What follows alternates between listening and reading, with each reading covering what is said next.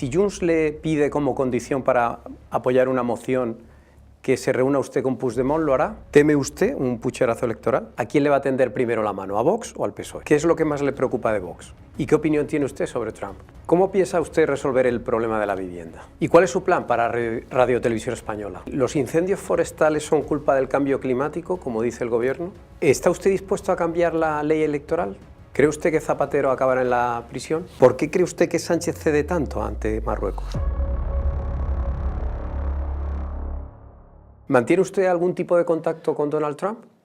No, el contacto con la administración norteamericana lo hemos hecho y lo he hecho personalmente con Marco Rubio, el secretario de Estado de Seguridad, en una conversación telefónica, la verdad es que para mí muy agradable y muy esperanzadora, de 30 minutos donde hemos hablado de las relaciones con España, obviamente. No entiende Marco Rubio la acritud del presidente del gobierno con el presidente de los Estados Unidos, que empezó aquí, después fue contestada por Estados Unidos, y a mí me parece que todo esto es lamentable. Me parece lamentable que el último ataque que ha hecho Trump a los españoles, el señor Sánchez, en vez de contestarle, le hubiese hablado de golf y de fútbol. La señora Meloni le contestó. Por tanto, cuando el señor Trump se equivoca y en algunas manifestaciones se equivoca con intensidad, creo que el primer ministro español tiene que defender a los españoles. Yo, desde luego, lo haría.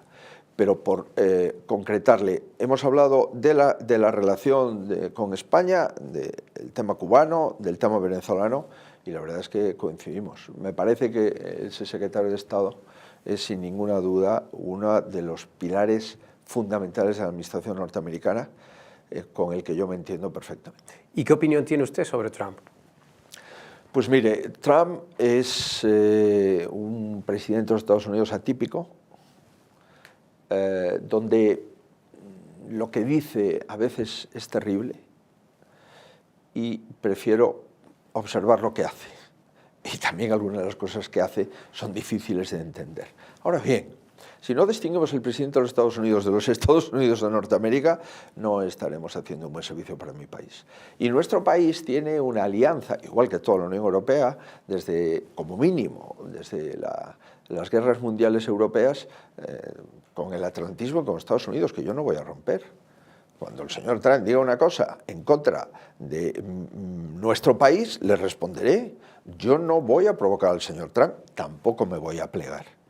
Pero utilizar la política exterior para hacer política interior es una irresponsabilidad que se la dejo al señor Sánchez. Entiendo, por tanto, que el señor Trump, no comparto muchas de las manifestaciones que hace, pero sí digo que nosotros no vamos a perder el tono ni la educación con un país aliado como es los Estados Unidos de Norteamérica. ¿Cómo piensa usted resolver el problema de la vivienda? Sabiendo que tenemos que construir 1 millón de viviendas en 4 años para bajar los precios por un incremento de la oferta, sabiendo que tenemos que rebajar los impuestos de forma notoria a los jóvenes que no pueden comprar una vivienda ni siquiera suscribir una hipoteca, y se lo queremos bajar un 60%, tanto el IVA como el impuesto de transmisiones del 10 al 4, sabiendo que la materia prima es el suelo y por lo tanto tenemos que hacer una modificación inmediata de la legislación básica de suelo para poner más suelo disponible, urbanizable y urbano a favor de este 1 millón de viviendas, y sabiendo perfectamente que la legislación intervencionista del gobierno ha resultado un fracaso que ha subido excepcionalmente el precio de la vivienda hacia umbrales en los que la mayoría de los ciudadanos no pueden permitirse tener una vivienda. En el año 18 la vivienda era el problema número 16. En el año 25 el problema es el problema número 1. Toda la legislación intervencionista del señor Sánchez hay que derogarla, porque lo único que hace es encarecer la vivienda y prohibir a los jóvenes y a la clase media pues ya ni siquiera ser propietarios, sino tener un alquiler que puedan pagar. Lo que pasa es que buena parte de las competencias de vivienda están transferidas, las tienen las comunidades autónomas, los ayuntamientos, la competencia de suelo, y ustedes gobiernan la mayor parte de las comunidades españolas. Tampoco parece que estén resolviendo el problema. Mire, que un ayuntamiento decida, en vez de dar una licencia previa y por lo tanto que no puede empezar la obra mientras no la autorice el ayuntamiento, o que la ley diga que una vez que alguien solicita una licencia para construir puede empezar la construcción sometido a la condición de que será revisado después, eso no lo puede adoptar un ayuntamiento. Por tanto, necesitamos modificar la legislación básica del Estado en el suelo. Y esto es lo que voy a hacer con los ayuntamientos y comunidades autónomas. Me reuniré con las comunidades autónomas y diré, oiga, vamos a bajar el IVA del 10 al 4.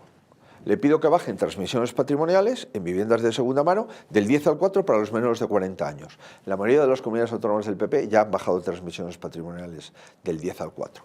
Y voy a buscar un acuerdo, pero un acuerdo de verdad, no una imposición ideológica, para ser efectivo y para ser pragmático. España construyó en el año 5 y 6, 2005-2006, 500.000 de viviendas al año.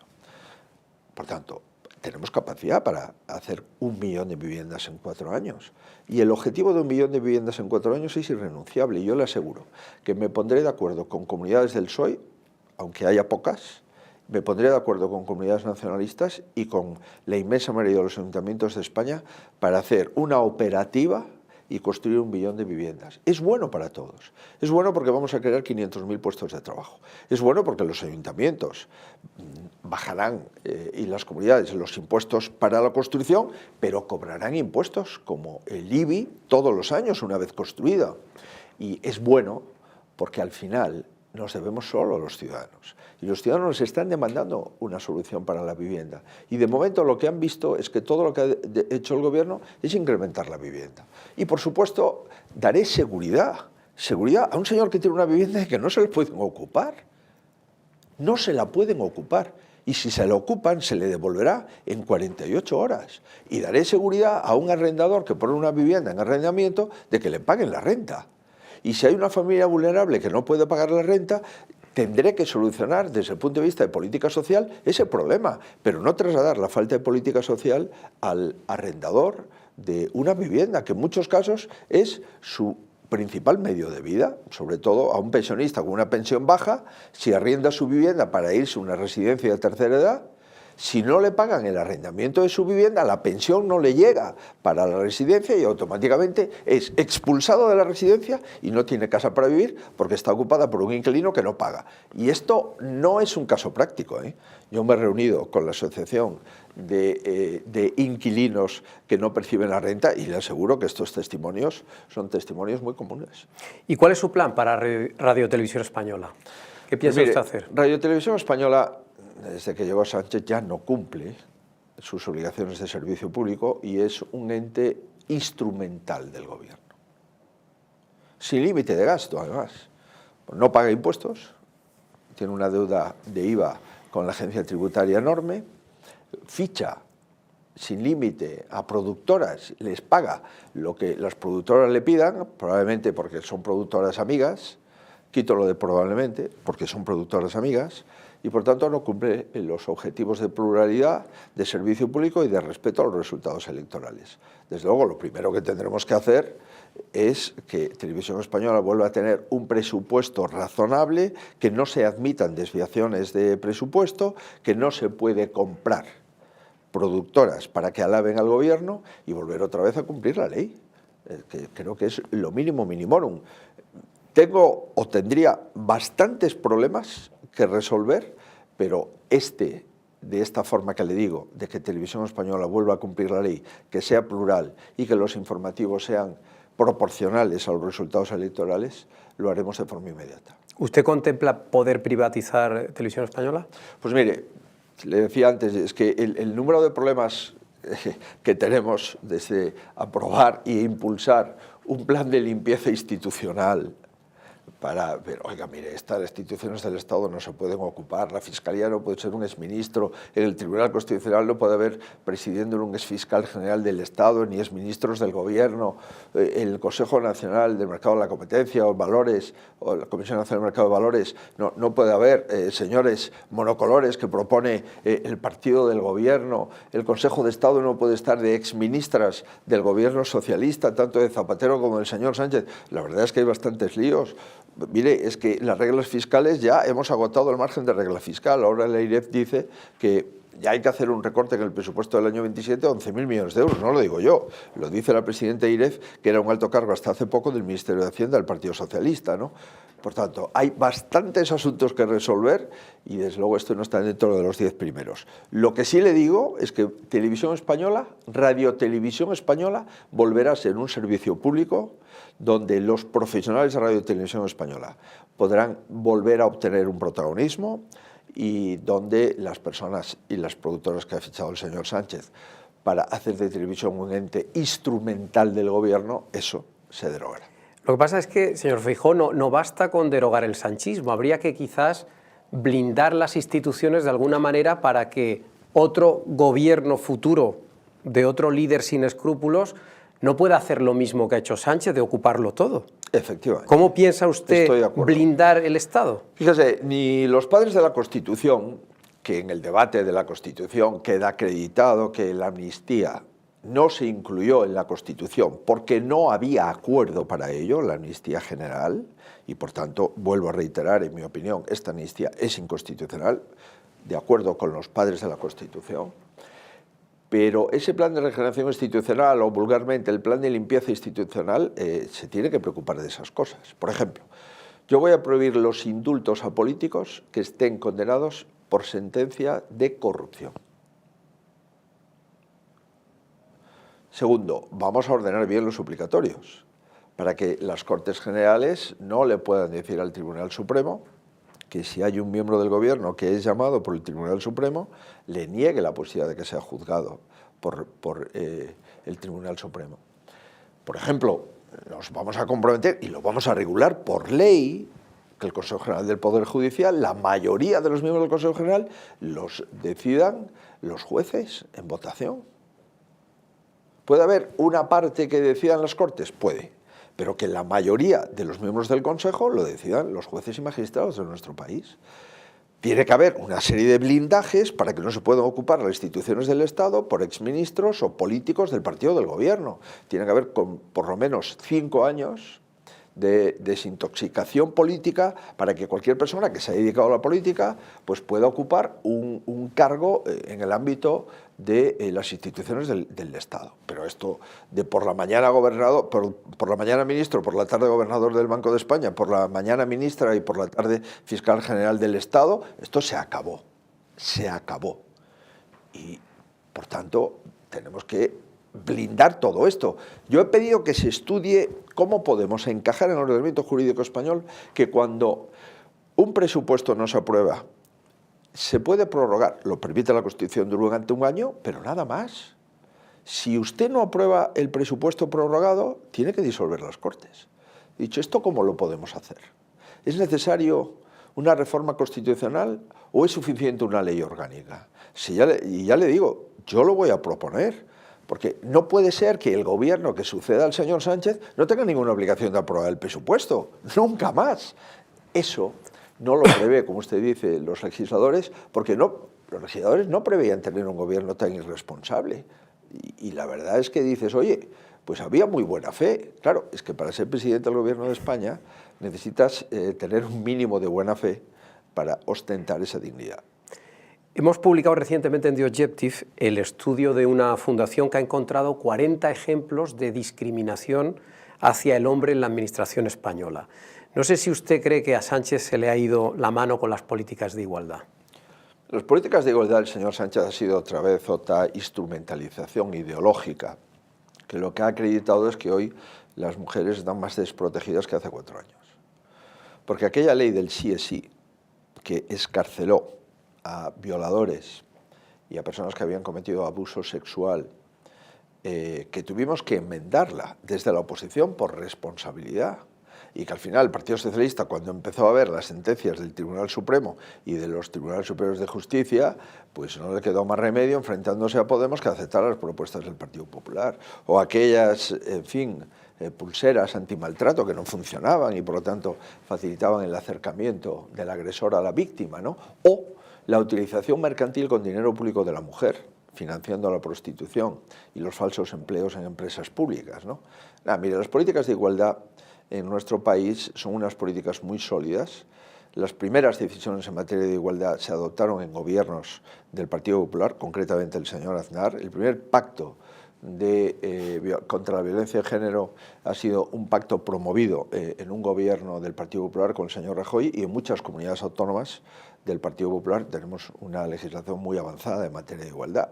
Yo mismo, siendo presidente de Galicia, aprobé ya hace años la decisión de que cada vez que haya una agresión con resultado de muerte habrá un letrado de la Xunta de Galicia personado en el juzgado para defender a los familiares y probablemente a sus hijos de la víctima, ¿no? Por tanto, son políticas muy consolidadas. El señor Sánchez, cuando dice que quiere prohibir la prostitución, sin pedir perdón por la actividad mercantil de su familia, acredita que le vale todo. Y claro, cuando da lecciones al Partido Popular sobre las políticas de igualdad, dices, oye, de verdad, pero sé un poco prudente, hombre, sé un poco prudente. ¿Pero usted cree que habría que corregir alguna política de estas para que el hombre no esté desprotegido en algunos casos? Es que la igualdad no es un sexo sobre otro. La igualdad es la equiparación del hombre y la mujer en todos los aspectos. Y por tanto, si una política discrimina en favor de un sexo que otro, pues quiebra los principios de igualdad. Y por consiguiente, las políticas de igualdad tienen que garantizar la igualdad de sexos, si no estamos ante otra cosa, ¿no? Nosotros, por ejemplo, nos hemos pronunciado en contra de la ley trans. Abro otro capítulo, ¿no? ¿Por qué? Bueno, pues porque entendemos que un menor no puede decidir sin ayuda médica, sin un seguimiento médico durante tiempo, un cambio de sexo irreversible, cuando una persona está conformando su adolescencia y su inclinación sexual, ¿no? Bueno, estas frivolidades con las que se tratan este tipo de cosas, pues en mi opinión va en contra de las políticas de igualdad reales. El que un transexual, cambio de sexo, pueda competir en una selección distinta a su sexo original, pues nos parece que va en contra de la igualdad en el deporte. Y hay muchos países europeos que lo prohíben, y muchos movimientos feministas en nuestro país que están en contra. Por tanto, eso es lo que tenemos que restablecer. Señor Feijóo, ¿los incendios forestales son culpa del cambio climático, como dice el Gobierno? Pues evidentemente que antes de que empezásemos a discutir sobre el cambio climático había incendios forestales, y yo vengo de un lugar, Galicia, que tiene más del 40% de la masa forestal, y he sido durante 14 años, me han preocupado las campañas de incendios en Galicia. Mi primer puesto en la administración pública fue ser secretario general de la Consellería de Agricultura, Ganadería y Montes, y recuerdo todavía hoy, estamos hablando del año 91, todas las noches, preocupado por el número de incendios que se iban a provocar de madrugada. O provocados por el hombre. Evidentemente, hay un porcentaje de incendios provocados, sin ninguna duda, y el que no quiera hablar de esto es su problema. Es que no quiere afrontar la realidad. Pero dicho esto, adicionalmente, lo que está pasando en nuestro país y lo que ha pasado en los últimos años, pues son unas primaveras muy lluviosas y unos veranos con temperaturas extremas. Lo cual, en esa primavera lluviosa se produce toneladas de combustible que se secan en verano, y ante determinadas condiciones climatológicas de temperatura extrema, viento y poca humedad, se produce pues, ese tipo de incendios terribles que está sufriendo España, el sur de Europa y muchos países en los últimos años, ¿no? Por tanto, ¿qué es lo que tenemos que hacer? Bueno, lo que tenemos que hacer es dejar atrás la ideología y centrarnos en los problemas reales. Los problemas reales son los que acabo de decir desde el punto de vista climatológico. Mucha agua en primavera, temperaturas extremas en verano. 2. Los problemas reales es que la población española ha dejado el ámbito rural y se ha ido hacia las villas y hacia las ciudades. Y por tanto, la ganadería extensiva y lo que antes hacía con esa ganadería de subsistencia en las aldeas, en los pueblos españoles, pues se ha abandonado, con lo cual pues los montes no están en la condición en la que tienen que estar, desde el punto de vista de limpieza, y lo que tenemos es que ser conscientes de todo esto. Yo no soy negacionista del cambio climático, pero desde luego lo que no soy es un fundamentalista, diciendo que todo lo que ocurre es por culpa del cambio climático y yo no tengo ninguna responsabilidad. Oiga, usted tiene responsabilidad, porque usted tiene toda la capacidad de organización y de coordinación del Estado, para eso es el presidente del gobierno. Usted no puede decir que hay no sé cuántos aviones en servicio para la temporada de incendios de este año y se acredita posteriormente que nos ha mentido. Usted no puede decir que tiene aviones que simplemente lo que ha hecho es que los ha comprado, pero que no están entregados. No puede usted. Y después lo que no puede hacer es dejar a las comunidades autónomas solas ante los grandes incendios que ha sufrido nuestro país. Por eso yo he propuesto un gran acuerdo para la prevención, la respuesta y la coordinación de los riesgos naturales, con el objetivo de tener pueblos seguros y montes vivos. Y hay una serie de legislación que impide que los montes estén vivos, también por planteamientos ideológicos. Y es que hay determinadas limitaciones en la red Natura que impide desbrozar y limpiar mínimamente el bosque para disminuir el combustible que existe en él. Y también impide determinados planteamientos en la ganadería extensiva y también impide en la limpieza de los cauces fluviales y la falta de operativa del Ministerio de Medio Ambiente, la falta de competencia también de las confederaciones hidrográficas y, en fin, el mirar para otro lado y diciendo que esto es un problema del cambio climático o de los presidentes del PP, con esto no solucionamos nada. ¿Está usted dispuesto a cambiar la ley electoral? Yo no soy sospechoso de no querer cambiar la ley electoral. Lo dije en mi partido en el año 2011, lo introdujimos en el programa electoral, bueno, y al final no se hizo. Fue en el programa electoral del PP en el año 8, fue en el programa electoral del año 11, en el año 11 tenemos mayoría absoluta, yo creo que debíamos haberlo hecho. ¿En qué sentido habría que cambiar? Pues mire, yo empezaría por las elecciones municipales, en el sentido de otorgar la alcaldía al candidato a la lista más votada y reajustar las competencias del alcalde, presidente y del pleno para facilitar la gobernabilidad. Y también estudiaría, aunque el bloque electoral está de alguna forma incluido dentro del bloque constitucional, estudiaría qué márgenes tenemos para modificar la ley electoral y facilitar la gobernabilidad de mi país. Al final, de lo que se trata es que después de unas elecciones, el partido que gana, con una cierta diferencia sobre otros, pueda tener un plus de gobernabilidad. Y yo sí soy partidario de modificar la ley electoral para facilitar la gobernabilidad, insisto. Lo que necesito es un interlocutor para poder hablar. Y lamentablemente el Partido Socialista lo que no quiere es ni de broma que gobierne el partido más votado. Porque si gobierna el partido más votado, a lo mejor se queda mucho tiempo sin gobernar. Ya no hubiera podido gobernar los últimos 4, ¿no? Por eso, si alguna vez en el Partido Socialista vuelve aquel Partido Socialista que no gobernaba con independentistas, que no gobernaba en ningún caso con el partido heredero de ETA, que tenía un planteamiento de la nación y del Estado, pues a lo mejor podemos dialogar. Hoy por hoy no soy tan ingenuo como para pensar que con el Partido Socialista dialogar de asuntos de Estado, eso actualmente es incompatible. ¿Se compromete usted a que si un alto cargo de su gobierno es imputado, automáticamente estará fuera?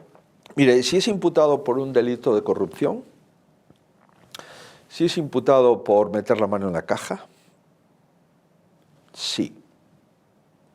Si es imputado por una responsabilidad civil o por una responsabilidad de una decisión administrativa que la hizo con los informes preceptivos de los funcionarios públicos, etcétera, pues hombre, eso ya hay que ver caso por caso. Ahora bien, yo no acepto que un miembro de mi gobierno, un alto cargo de mi gobierno, esté imputado por corrupción, es decir, por meter la mano en la caja, por enriquecerse, por cobrar comisiones, por ser una persona indecente. Yo no convivo con ese tipo de altos cargos.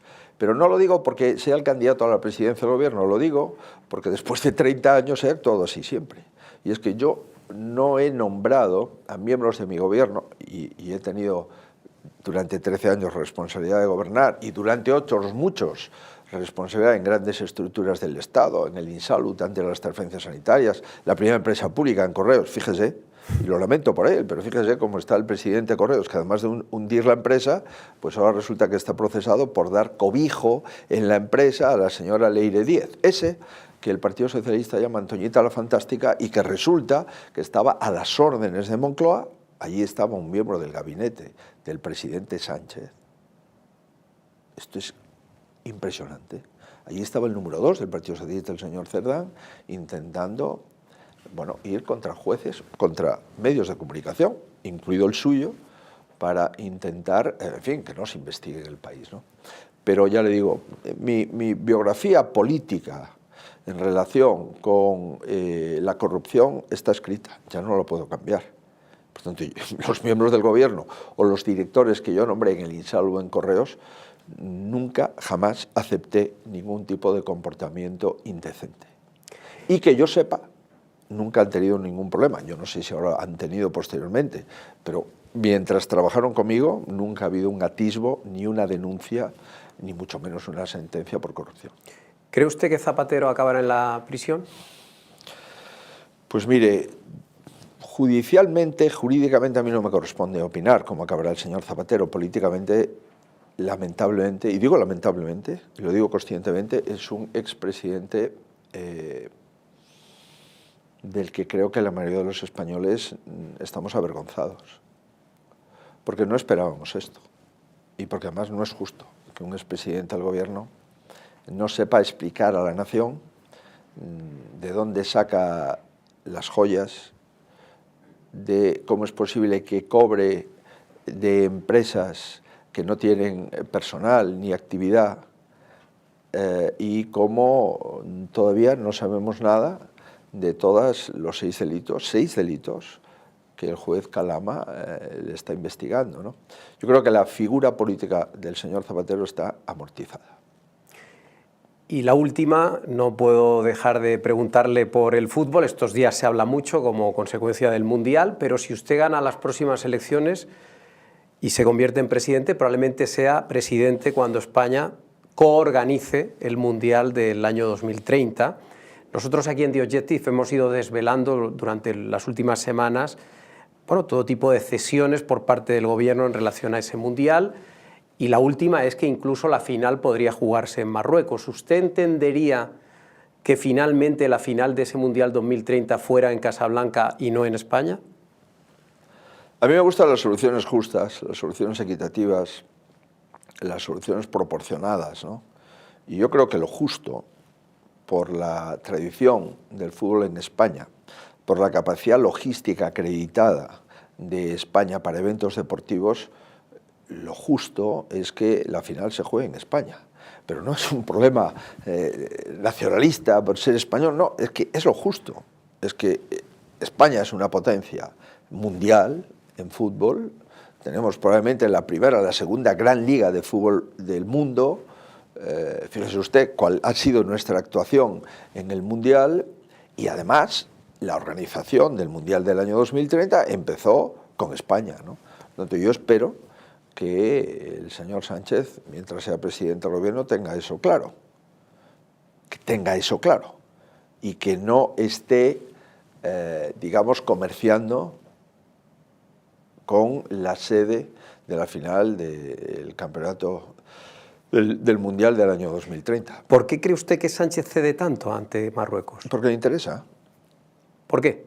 Pues porque le interesa, a nivel personal, a nivel político, lo sabremos. ¿Por qué Sánchez cambia la posición del Sáhara sin información al Congreso de los Diputados? ¿Sabemos por qué? No lo sabemos, ¿no? ¿Por qué el señor Sánchez es tan complaciente con el régimen iraní? Pues tampoco lo sabemos. ¿Por qué Sánchez acudió más veces a China que a los pueblos afectados por la Dana? No lo sabemos. ¿Qué tiene que ver Zapatero con las relaciones con empresas chinas? ¿Por qué Sánchez ha mirado para otro lado durante la dictadura de Chávez y de Maduro? ¿Por qué Sánchez todavía y el Partido Socialista no han felicitado a la Premio Nobel de la Paz, a la señora María Corina? Y no, sobre todo, más que no felicitarla, ¿por qué no han votado a favor, como Edmundo González, presidente electo de Venezuela en el Parlamento Europeo? ¿Qué clase de business, qué clase de negocio tenía el señor Zapatero con la dictadura venezolana, con el visto bueno del señor Sánchez? ¿Por qué Sánchez apoya tanto al señor Zapatero? En mi opinión, porque si Zapatero habla, el señor Sánchez se va a meter en muchos líos. Y en mi opinión también el señor Zapatero está muy preocupado, porque si hablan los que trabajaban para él, también el señor Zapatero se va a meter en muchos líos. Por tanto, se apoyan el uno al otro, pues porque tienen muchas cosas que ocultar, pero al final se acabará sabiendo todo. Pues ojalá que lo sepamos algún día. Muchas gracias, señor Feijóo. Muchas gracias por la oportunidad.